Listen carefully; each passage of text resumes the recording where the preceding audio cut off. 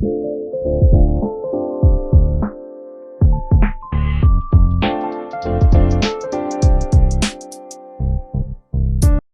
días, buenas tardes, buenas noches, a la hora que sea que estén escuchando este nuevo episodio de Grooveando. Nosotros siempre súper felices de saludarlos y todos nuestros invitados son especiales, pero el invitado de hoy fue uno de mis profes en la universidad y estoy muy feliz de que nos acompañe el día de hoy. Buenos días Dani, buenos días Nico, ¿cómo están? Buenos días, bien, ¿y ustedes? Gracias por la invitación. Nicolás, una expectativa pues tenemos de tener esta conversación contigo. Vamos a conversar, sobre todo a mí me interesa mucho el tema de la gestión cultural. Bueno. Que me contaba Sara que tenés un magíster y todo. Estoy en eso. Estás en eso. Estoy en el tramo final, sí. Listo, comencemos. Como siempre cuando hablamos con los invitados, lo primero que queremos es como conocer un poco como su historia, como de dónde vienen, cómo llegaron a la música. Cuéntanos, tú eres chileno, sí. ¿cierto? Cuéntanos cómo empezaste. No, eres. ¿Cómo empezaste como en este camino? Yo creo que un poquito como que todos los músicos, ¿no? Como que la música lo encuentra uno, porque en realidad la sociedad pone todo en contra, ¿no? Para que uno llegue a este tipo de oficios, ¿no? Son oficios subvalorados en nuestra sociedad. Entonces yo creo que contra viento y marea los que llegamos acá, llegamos porque más que por una búsqueda, es por un contexto que favorece esa llegada, ¿no? No sé si coincidimos, pero la música me encontró desde muy pequeño por la culpa de mis papás. Yo creo que no son músicos, pero son melómanos, ¿cierto? Y desde los 11 años que empecé con la guitarra y ya a los 14 ya estaba trabajando, pues, sin querer queriendo. ¿Empezaste como autodidacta o tenías profesor? Autodidacta, pero ya al ver las capacidades que teníamos, nuestros padres nos pusieron como unas clases particulares.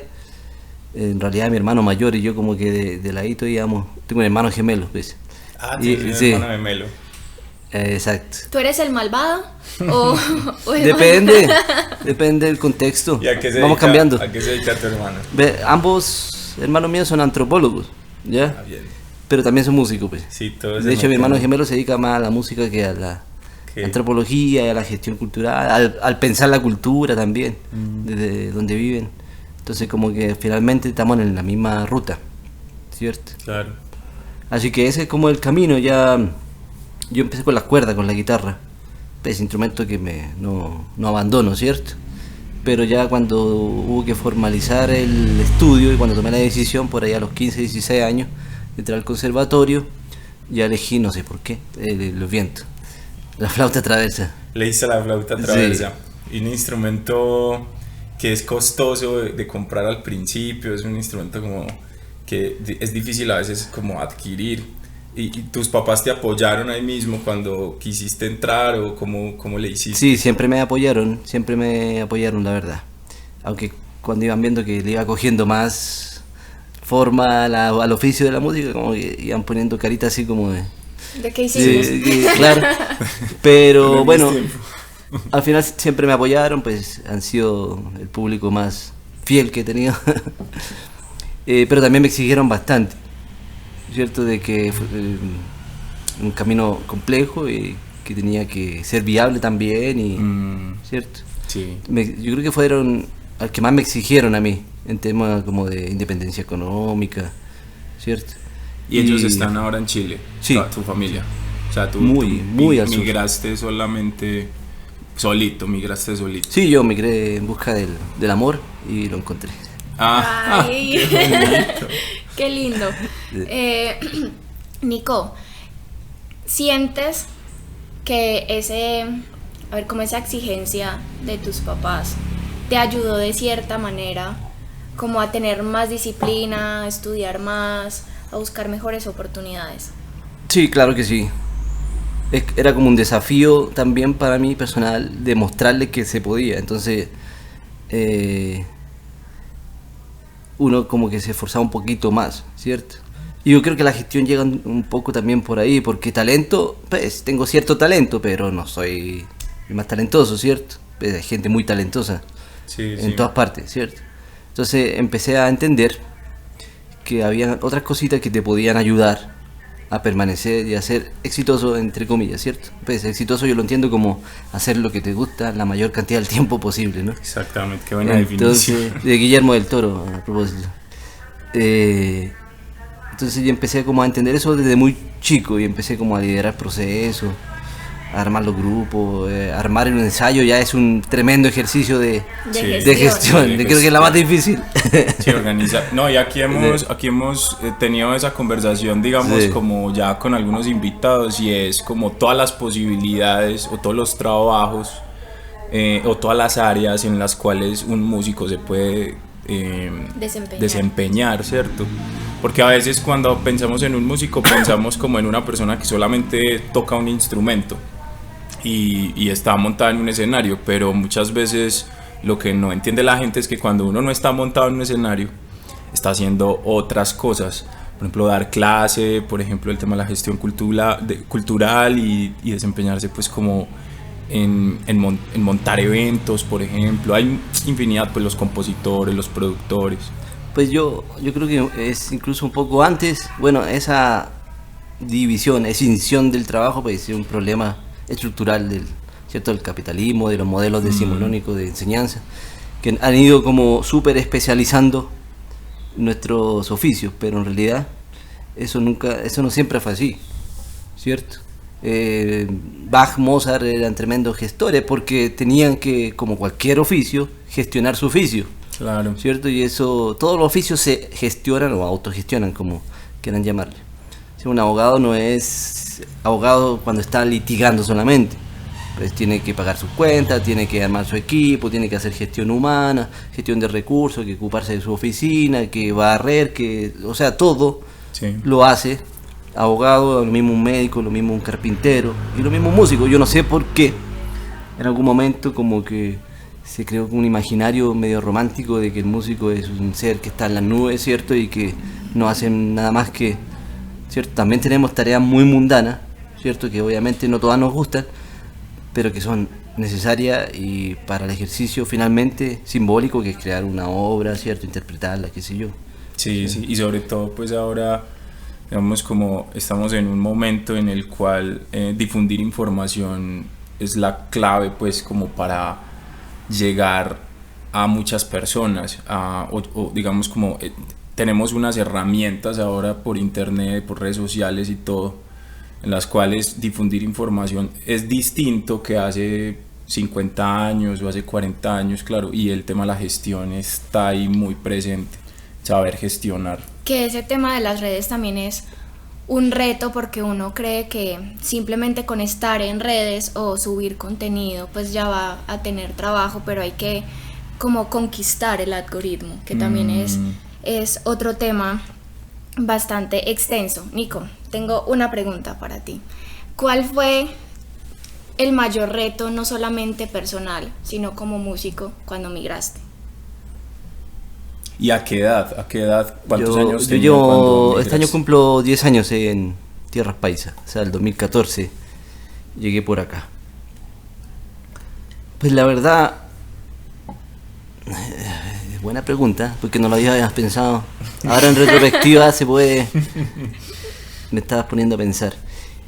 Bueno, lo primero fue que pensé, me dio una especie de depresión musical cuando llegué, porque yo venía de un momento muy, ¿cómo decirlo?, bueno musicalmente, muy exigente, de muy alta factura, acompañando a una artista ya chilena que se llama Elizabeth Morris, ¿cierto? Entonces esa fue una escuela muy gigante en términos musicales, y me mantuvo de unos 4 o 5 años a un muy buen nivel, ¿cierto?, artístico, no solo técnico musical, sino artístico, sí, en buenos circuitos. Entonces yo pensaba, pues no racionalmente, sino que irracionalmente pensaba que eso acá iba a ser igual, ¿cierto? Sí, y obviamente no es igual. Sí, pues sí. Ningún vecindario es igual al otro, digamos, ¿cierto? Entonces me costó como bajarme de esa nubecita y empezar a tantear y empezar como de cero, entre comillas. No empecé de cero porque pues igual tenía mi red de apoyo acá, pero musicalmente pues me tocó empezar a construir mi propuesta artística nuevamente. Pero fue bueno a la larga, porque por ejemplo empecé a desarrollar mi beta de compositor, arreglista. Cierto que allá estaba en un muy buen nivel, pero era música acompañante, intérprete. Sí, sí. Y acá pues despojado de todo eso, me tocó echar mano a otra herramienta y empecé a componer, a arreglar, a explorar ese lado creativo, que también me parece muy interesante. Y encontré pues a mis hermanos, que son ahora mi familia, que son el grupo Iyari, ¿cierto? Que los conocí evaluando a través de la gestión, como evaluador de convocatoria. Me tocó evaluar una propuesta de Iyari, entre otras, y ahí conocí esa propuesta, me invitaron a un ensayo, como a parchar, y ahí me quedé. Qué bien. Y ahí pues pude también inyectar mi mirada sobre la música y como que lograr volver a ese escenario que se supone había perdido, ¿no? Yo los escuché creo que el año pasado ahí en Envigado.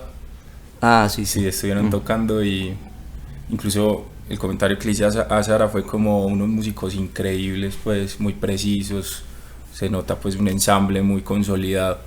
Yo creo que hablemos del grupo, pero no quiero dejar pasar el tema de cuando migraste acá. Sí. Porque me gustaría saber desde tu perspectiva qué diferencias encuentras entre el medio chileno. Tú estabas en Santiago. En Santiago, en sí. Santiago. Y más en Santiago, pues como que es una metrópolis allá en Chile. ¿Cuál es la diferencia cultural, sobre todo de oferta, por ejemplo, de arte, en Santiago y en Medellín? Yo creo que la diferencia más grande no es de la oferta, sino de la demanda, de la disposición a escuchar. Exacto. Yo creo que eso ha sido lo más difícil. Es más, yo creo que aquí hay más riqueza creativa, o sea, aquí en todas partes hay una diversidad tremenda, ¿no? Una diversidad que no se ve en cualquier parte. Pero talento hay en todas partes, ya. Pues yo soy de Santiago, y Santiago es una ciudad, pues, cosmopolita de alguna manera, ¿cierto? Donde se ven cosas de muchas partes. No era para mí algo ajeno lo colombiano, ¿no es cierto? La estética colombiana, la música colombiana. Tampoco era ajeno la realidad colombiana, ¿cierto? A nivel creativo, a nivel de industria. Pero nunca había tocado en Colombia, digamos, ¿cierto? Sí, sí, sí. Y había tocado en muchas partes de Latinoamérica, sobre todo, entonces como que entiendo un poquito cómo se maneja, cómo se mueve la dinámica en nuestro continente. Lo que me chocó acá y me choca todavía es la disposición a escuchar acá. Aquí hay muy pocos espacios para disponerse a escuchar, ¿cierto? Y no creo que sea un problema de Colombia, es un problema de la sociedad contemporánea, ¿cierto? Y también entiendo que la música aquí pasa primero por el cuerpo y luego por el oído, que es otra manera de escuchar, ¿cierto? Porque el cuerpo es un territorio muy complejo. Y yo o la gente del sur somos al contrario, el cuerpo se libera luego de escuchar, o sea, es como un poco al revés el mecanismo, entra y después de un ratito uno empieza a soltar las caderas, ¿cierto? Estás hablando de Chile. De Chile, Argentina, el sur en general. Ok. ¿Cierto? El sur-sur. Y acá, que el sur Caribe, ¿cierto? La música entra por el cuerpo y luego te dispones a escuchar. Entonces esa barrera me pareció muy interesante a nivel artístico, como poder superarla, ¿cierto? Es difícil porque aquí nadie se dispone a escuchar cosas nuevas, por ejemplo. Entonces para que alguien escuche cosas nuevas tiene que ser por azar o una estrategia de irrupción, ¿cierto? Obligar de alguna manera, obligar al público a que escuche cosas nuevas. Y cuando lo escuchan, sí, oh, bacán. A nosotros nos pasa como grupo, ¿cierto? Sí, justo eso te quería preguntar, Nico, como Iyari ya tiene un público, o sea, de hecho uno va a los conciertos de Iyari y uno ya ve caritas que ha visto en otros conciertos. Sí. ¿Cómo ha sido para ustedes esa creación de público? Difícil, porque Iyari pues tiene 38 años, ¿sí o no? Uf. Un año menos que yo. Qué montón. Sí. Iyari ya pensé que era una banda como más nueva. Es que realmente es una hoy. Entonces hace poco. Yo voy a cumplir 10 años acá, voy a cumplir 9 años en Iyari. Okay. Pero sí, es una banda nueva, en el sentido de que se hay tiene músicos que nuevos. No, y la banda artísticamente es una banda de 21, 3 años en estos momentos. Okay. Después de que fallece Roger en COVID, que es uno de los fundadores, fallece, nos tocó reinventarnos. Así como dice la palabra, ya no es cliché, realmente nos tocó reinventarnos. Entonces es una banda nueva, ¿cierto? Okay. Pero Yari siempre ha sido varias veces nueva. De hecho, Yari significa eso, amanecer, renacer, revivir. Esa es como la traducción del quechua al español, pues, ¿cierto? Entonces, en ese sentido, en ese permanente ciclo de morir y nacer, hay que trabajar lo público, ¿cierto? Y en un momento, digamos 15 o 20 años, Yari estuvo muy cómodo con su público, como le pasa al grupo Suramérica o a varios grupos de acá que son como antiguos, que tienen un público y de ahí no se mueven.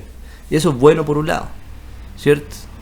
Pero es muy malo por otro, porque claro, uno permanece con esa gente en su comunidad, pero no hay mucho que crecer musicalmente. Entonces, en algún momento cuando yo llegué, me desentendí de esa historia un poquito del público, un poco, porque yo soy así también, a mí me gusta, soy un poco, ¿cómo se dice? Que no suene feo. No, que suene feo, no importa. No me importa mucho el público. Sí. ¿Cierto? No en el sentido que no me importe la gente, sino que creo que ya hay mucha comodidad para el público. A mí me gusta incomodar al público. Exactamente. ¿Cierto? Me gusta que se sienta incómodo, que se vaya con una pregunta, incluso que se vaya disgustado. ¿Cierto? Y, ¿por qué no tocaron esa? Ojalá que se vayan con esa. ¿Cierto? Entonces yo sentí que cuando llegué que el público de Yari estaba muy cómodo también con el grupo. No habían preguntas para el grupo, no habían críticas para el... Entonces empecé como a instalar una nueva mirada y hay mucha gente que nos abandonó, afortunadamente. Pero cuando nos abandona una, empieza a llegar gente más joven. Sí, es una metamorfosis. ¿Cierto? Y yo decía, ¿dónde está la gente de la Universidad del Débora, de la Universidad de Antioquia? Y eso me parece súper mágico de Yari, Nico, porque uno cree que los jóvenes no escuchan mucha música latinoamericana, y aunque sí se ve gente mayor en sus conciertos, va mucho universitario. Exacto. Y eso me parece demasiado chimba. Y eso tiene varios factores. Uno, por ejemplo, que casi todos somos profes. Cristian profe Tobón, guitarrista de la increíble universidad, guitarrista. ¿cierto? Increíble. Pues, tenemos la fortuna de tener una nómina hoy increíble. Pues. Yo saco pecho por la nómina que tenemos hoy. Cualquier grupo se quisiera esa nómina. Todos somos profes, digamos. Y eso es muy chévere porque el ejercicio de docencia también es un ejercicio de formación de público, si lo queremos llamar así. Sí. ¿Cierto? Si te tienen que creer los estudiantes, ¿cierto? Y yo creo que esa ha sido una de las virtudes que he tenido yo como docente, es que uno primera clase nadie le cree y todos te desafían, ¿cierto? Y lo que hago yo es poner un video, ¿cierto? Mira, esto es lo que hago yo, no, pues que no le guste, no le guste, pero lo hago, ¿cierto? Tienes que poner que vivan los estudiantes, y ya cualquiera te cree. Exacto. Y más allá de que le guste o no le guste, pues lo ven a uno pues en el ejercicio real de la creación, y de ahí pues ya todas las discusiones se abren y los caminos. Entonces yo creo que sí, es tener otros públicos, nuevos públicos, diversos públicos, es un desafío permanente y hay que trabajarlo, ¿cierto? Tenemos una estrategia hacia el sur que es diferente a la que tenemos hacia acá, ¿cierto? Porque allá hay una apertura a este tipo de propuestas, pero obviamente está la distancia física, bueno, entonces hay que leer muy bien la geografía sonora, ¿cierto?, de los públicos y tener estrategias como para ello. Nico, Dani iba a decir algo. Sí, iba a hablar sobre un poco lo que, pues va a aportar un poco también mi perspectiva de lo que decías ahora, el público pues en Medellín. Es muy difícil el público en Medellín porque Medellín ha sido una ciudad musicalmente y culturalmente que está siempre buscando como la vanguardia, como lo que esté de moda en ese momento histórico. Entonces, ciudades como Cali, por ejemplo, se han caracterizado porque la salsa sea muy de ellos. Si tú te vas para la costa en Colombia, en Cartagena, en Barranquilla, digamos que el vallenato ha sido como, y la cumbia ha sido como un poco su música. Si te vas para el Pacífico, para el Chocó, entonces ellos también tienen sus músicas tradicionales. La parte andina, Tolima, estas partes de Pasto, por ejemplo, como que tienen sus raíces culturales y musicales muy definidas y ya llevan muchas décadas pues como apostándole a un sonido específico, pero Medellín es una ciudad que yo creo que podríamos incluso también meter ahí a Bogotá, son como las capitales de Colombia. Son ciudades que culturalmente y musicalmente están en constante como cambio, Sí. de generaciones, creería yo. Están buscando mucho lo que se está escuchando en el mundo y a partir de eso van consumiendo eso mismo. Entonces en Medellín hubo una época en que se escuchaba tango, sí. Por allá en los 50, en los 60 se escuchaba tango, todo el mundo escuchaba tango. Después empezó la música de cuerda, la música andina, pues como todo ese folclore de Ecuador, sí, sí. En el bambuco y todo. Aquí se escuchó mucho. Hubo por allá en los 80 unos años en el que Medellín era súper salsero. Uh-huh. Después en los 90 súper vallenatero. Uh-huh.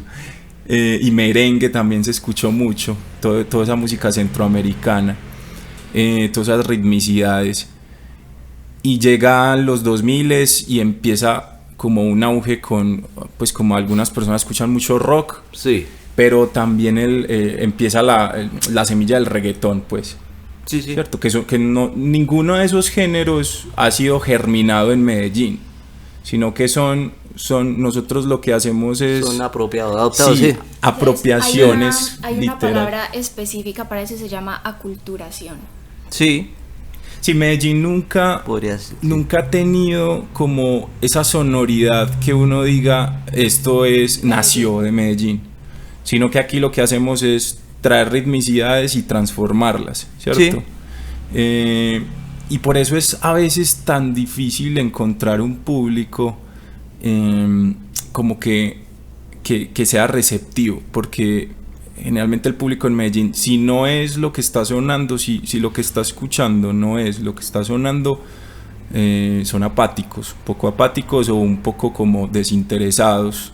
Sí. Y muchas veces como que las músicas nuevas, el ejercicio en Medellín es como, bueno, esto está sonando nuevo, entonces es como una actividad aislada de lo que yo escucho y vamos a suponer que esta actividad es como más, digamos, como cultural, lúdica, como cultural, una palabra que adopta el medellinense como una acción como académica, ¿cierto? Como...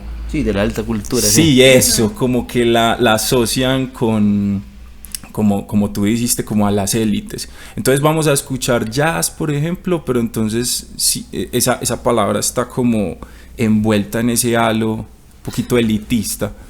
Y en los teatros también pasa eso, como bueno, pero no hay esa curiosidad como natural y como cotidiana, por lo que tú decías, como bueno, vamos a buscar músicas nuevas, es difícil encontrarla. Pero no es solo de Medellín, digamos, de pronto en Medellín se siente más, ¿cierto? A ver, es que es un tema muy complicado, ¿cierto? Pero, a ver, escuchar es un acto político. Sí, ¿ya? Exactamente. Disponerse estéticamente a algo también es un acto político. ¿En qué sentido? De que hay un sentido social detrás de eso, ¿ya? El sentido social del gusto, como dice Pierre Bourdieu, ¿cierto? Uno escucha algo no por escuchar algo, ni por el mero placer de escuchar algo, sino porque detrás, en esa acción de consumo, estás diferenciándote socialmente del otro, ¿cierto? El habitante de ciudad capitalista, como es Medellín, como es Santiago, como es Bogotá, como lo es Quito, como es Lima, casi todas las capitales o ciudades secundarias, no se ponen, no sé, no creo que sea un problema identitario así antropológicamente hablando, sino más bien entra en una dinámica del capitalismo, ¿cierto? Que es que la gran industria absorbe todo el consumo, ¿cierto? Globalista, pues. Exacto. Eso es lo que pasa, digamos. ¿Cierto? Y creo que en Medellín también un factor importante en los últimos años es el tema de tanta migración que hemos encontrado, tanto hacia afuera como hacia adentro. Por ejemplo, el tema que mencionaba de la aculturación.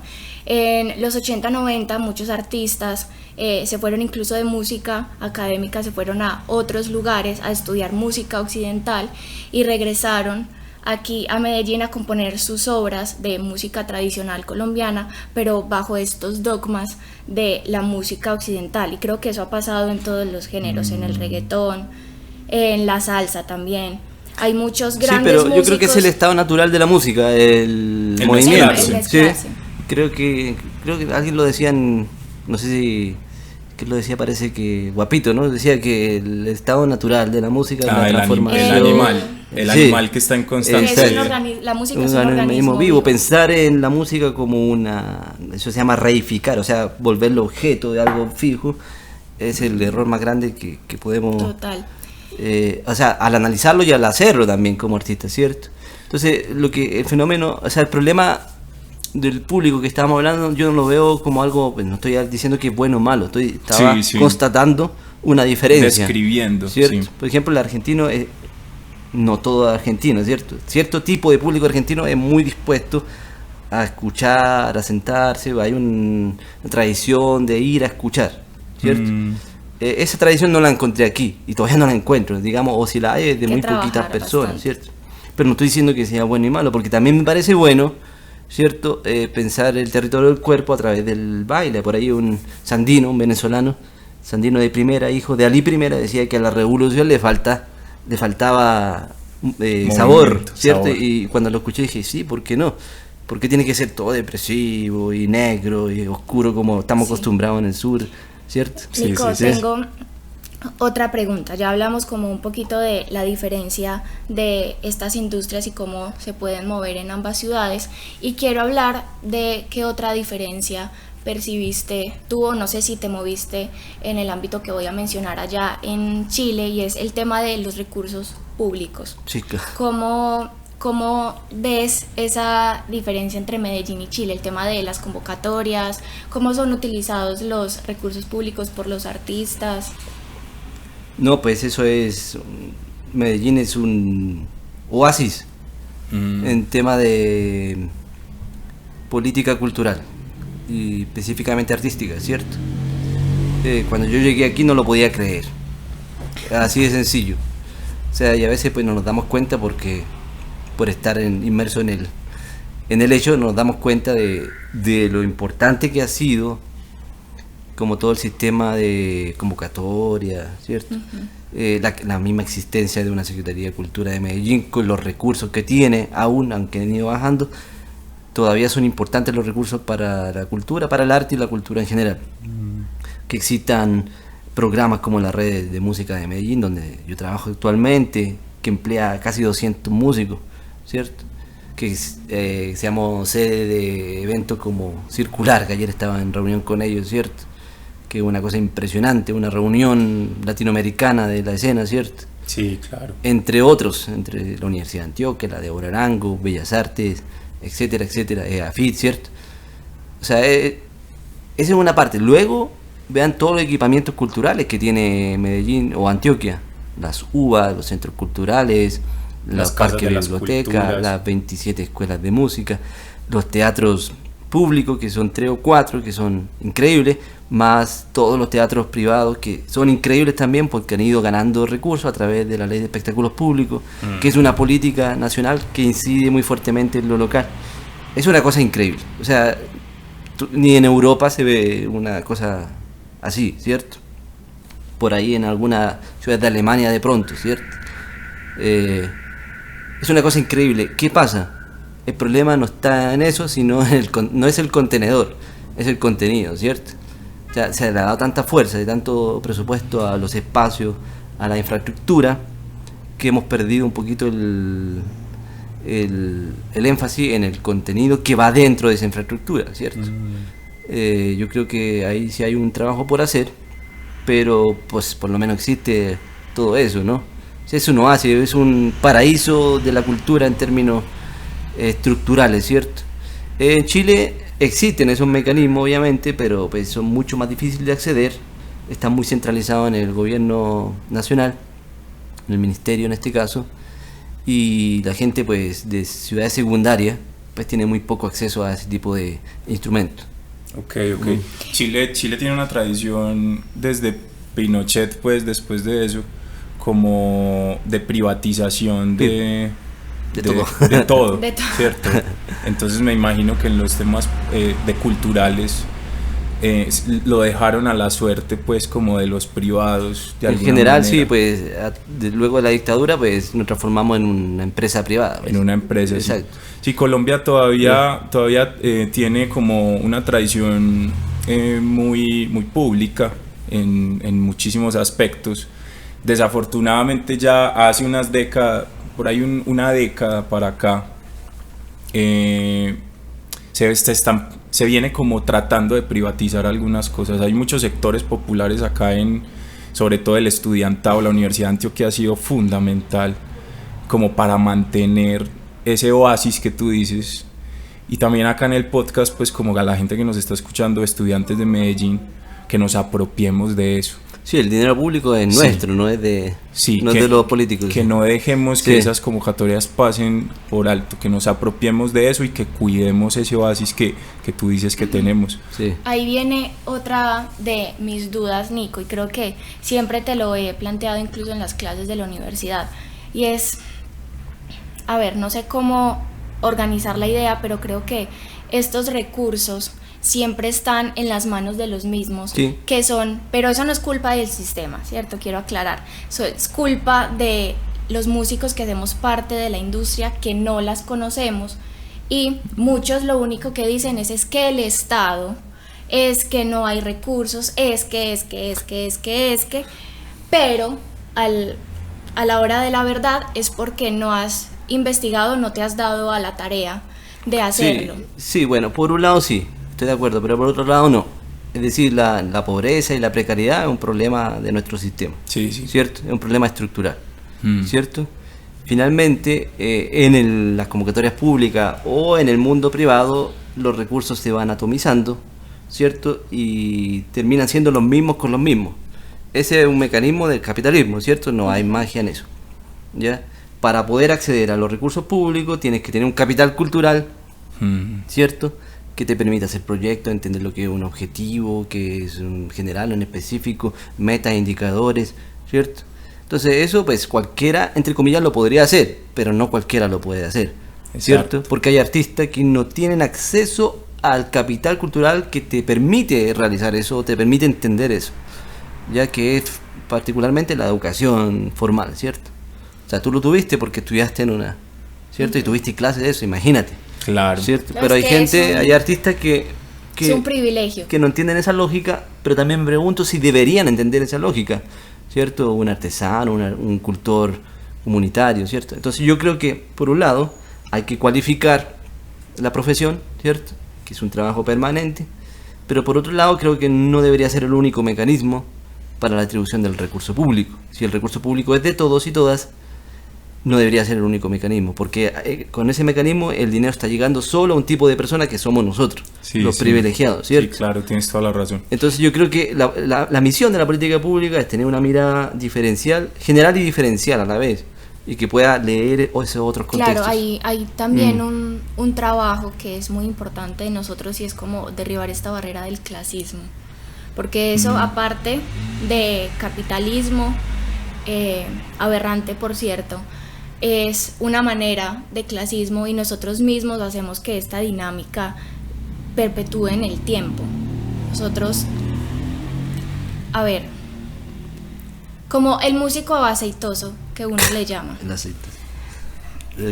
Hay este mismo músico aceitoso en el tema que tú nos dices de los recursos, y creo que eso también hace parte de un proceso personal y estructural de la industria, porque creo que también es un trabajo de nosotros hacer que los recursos también se puedan distribuir de una manera diferente. Yo creo que, por ejemplo, todo el papeleo burocrático para poder acceder a muchos de los recursos públicos ese filtro se vuelve finalmente en lo que tú decías, y es como como en una división de, bueno, estas personas tienen este capital cultural, saben cómo escribir un proyecto, entonces ellos pues tienen, digamos, como el privilegio o tienen la favorabilidad para acceder a esos recursos. Sí. Y ese trámite burocrático entonces deja a una población aparte, personas que no tienen acceso, la burocracia, por ejemplo, a internet. Lo pongo así, acceder a esos recursos públicos y beneficiarse de esos recursos públicos es un derecho. Los derechos, por definición, son iguales para todos, ¿cierto? Exacto. Y todas, los derechos. Pero la forma de acceder a ese derecho es inequitativa, ¿cierto? Es un privilegio saber acceder a esos recursos. Entonces ahí tenemos un problema entre el derecho que tenemos todos y todas como ciudadanos y el privilegio para saber llegar y acceder. Sí, entonces, tienes toda la razón. Ahí se produce una dicotomía, una contradicción, ¿cierto? Que es la que hay que resolver en términos de política pública.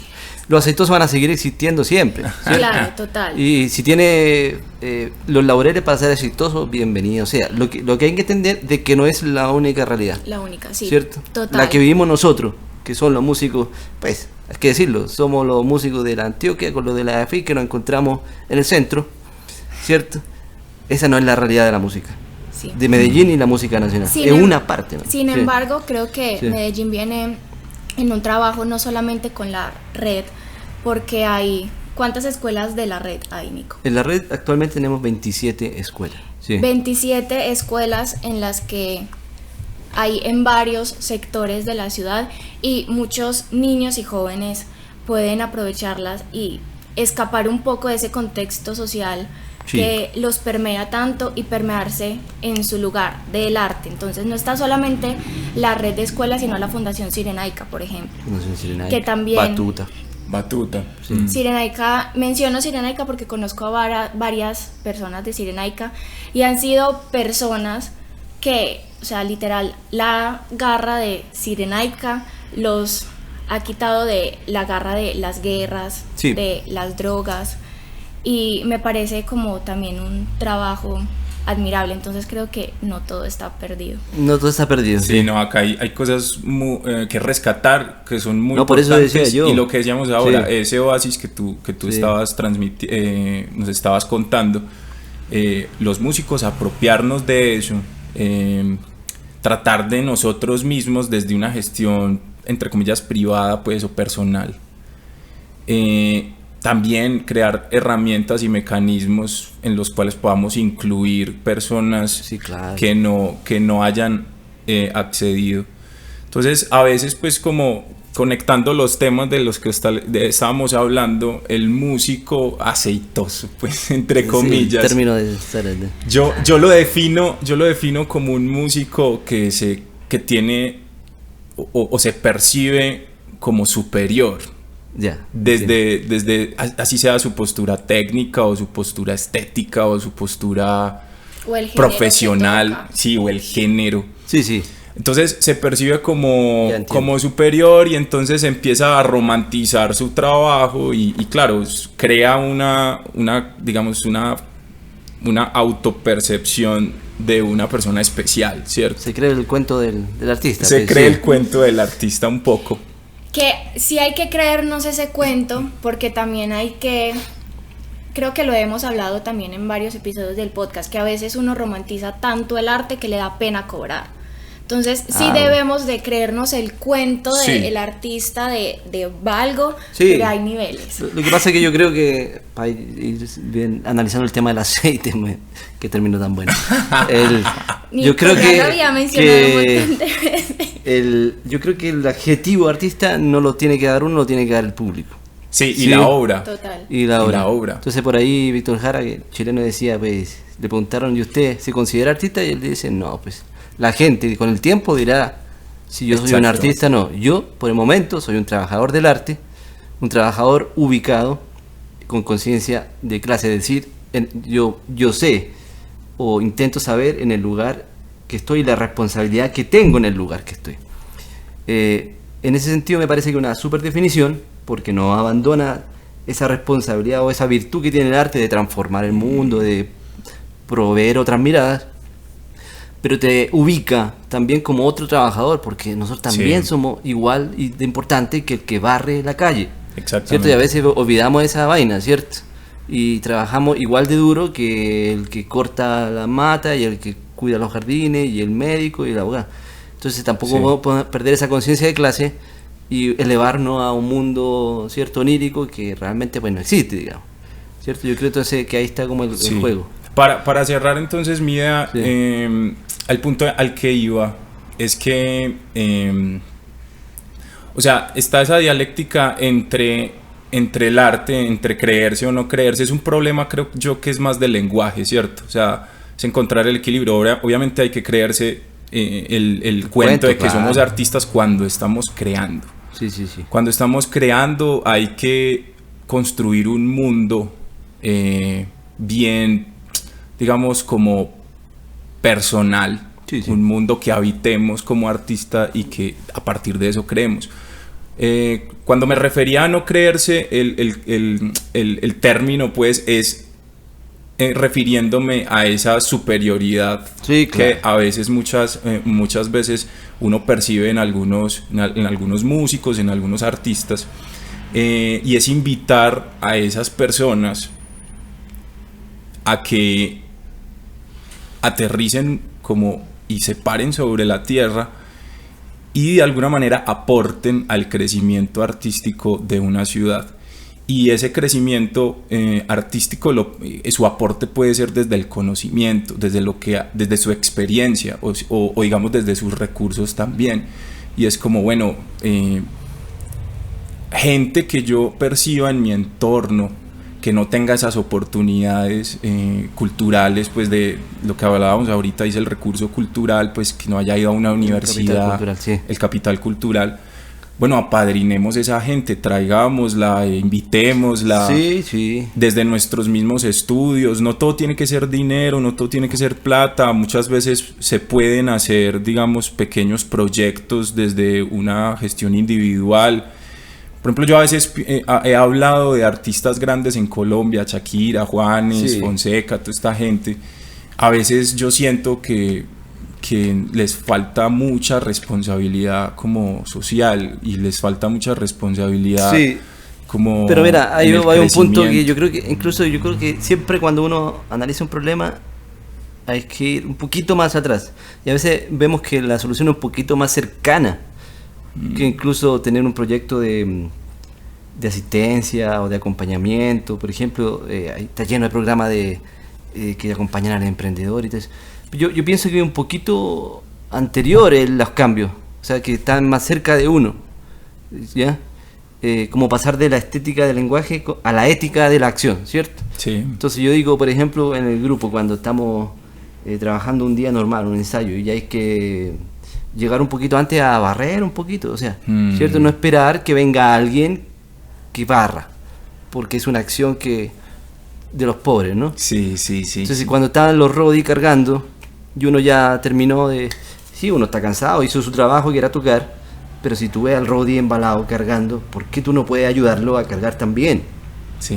Ay, no, es que yo soy baterista y mis manitos son muy delicaditas, ¿cierto?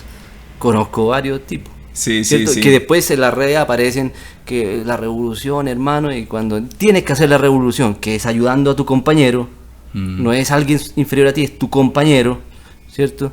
No lo haces, ¿cierto? Es como, me acuerdo... Yo creo que ahí está la clave. Está ahí cerquita, no está ya en un programa o en un programa de emprendimiento, ¿cierto? Está en esas pequeñas cosas. Cuando eres estudiante, ser empático con tu estudiante, preparar la clase, ¿cierto? Sí.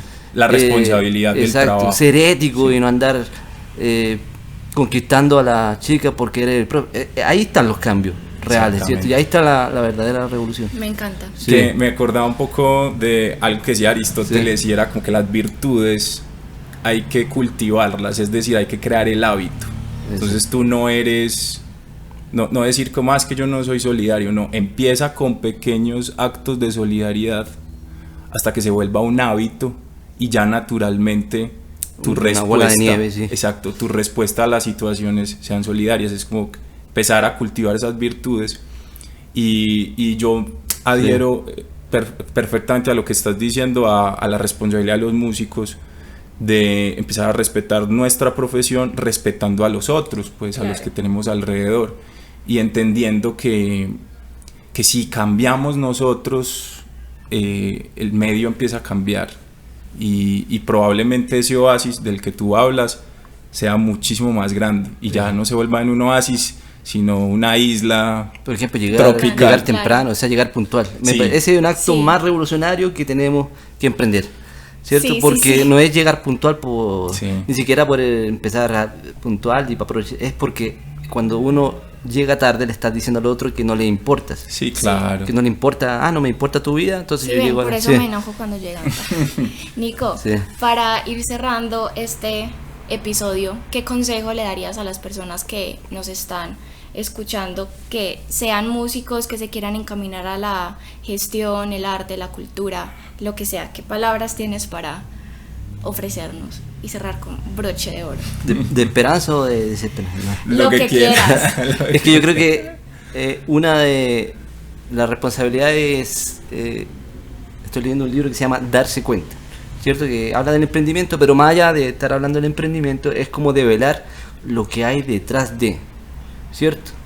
Entonces, por un lado yo digo de esperanza, este es el oficio más bonito del mundo, ¿cierto? Y se puede vivir de él y dignamente de él, ¿cierto? Pero la verdad es que tenemos todo en contra, ¿cierto? Y es que todo el mundo nos va a hacer la vida difícil, nuestra familia, nuestros amigos, ¿cierto? La sociedad nos va a mirar en menos siempre.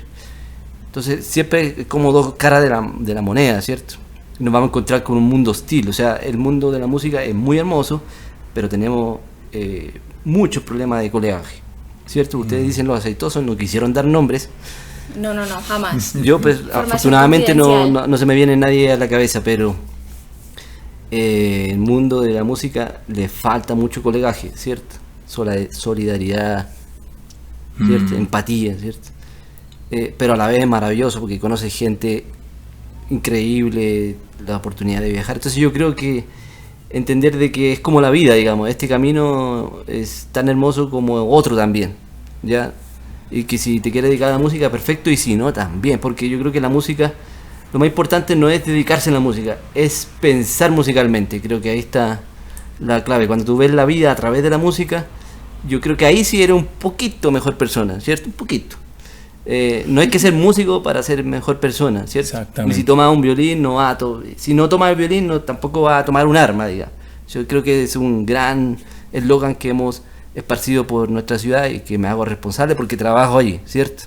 O sea, si no tomas un violín, pues también puedes ser buena persona, pero creo que pensar a través de la música te abre el mundo, o a través del arte en general, te abre un nuevo mundo, te abre y te permite pensar que otro mundo es posible. Yo creo que ahí está la clave. Sí, una sensibilidad distinta. Hermoso. Muchas gracias por haber aceptado nuestra invitación. Por fin viniste, porque hace rato estábamos programando, pero es tan teso este tema que se la pasa ocupado, entonces tocó a agendar con bastante tiempo. Nico, muchas gracias por haber aceptado. Gracias a usted, un privilegio ser parte de este podcast. Por acá en la academia, bienvenido cuando quieras. Este también es un proyecto que se está construyendo de a poco y también tiene como algunos intereses sociales. Sí, y decirte que la labor que tú cumples dentro de este ecosistema es muy importante, de verdad que sí, y como también muy agradecido de que viniste de otro lado a poner como tu semilla en Medellín, y vamos a repetir otro podcast porque te quedaron cositas muchos temas por conversar. Por acá te vamos a volver a invitar y te vamos a volver a molestar en otro momento para que sigamos conversando. Que nos dé agenda en 2 meses. En 2 meses. Cuando termine la maestría les cuento, ese trabajo está bueno. Muchas gracias a todas las personas que se quedaron al final. Recuerden que estamos en YouTube y en Spotify y en Instagram, en todas partes como @grubeandopodcast. Muchas gracias y nos vemos a la próxima.